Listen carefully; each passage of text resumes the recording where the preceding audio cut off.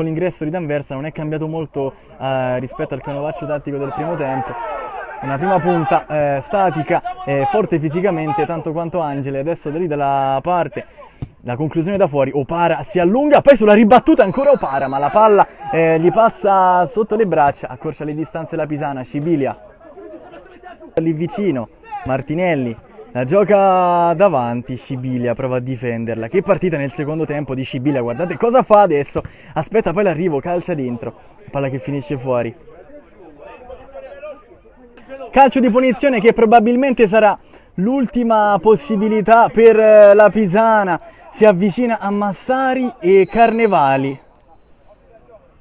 Il tocco da quella parte dove c'è Scibilia con il destro! 3-2 per la Pisana allo scadere, che colpaccio!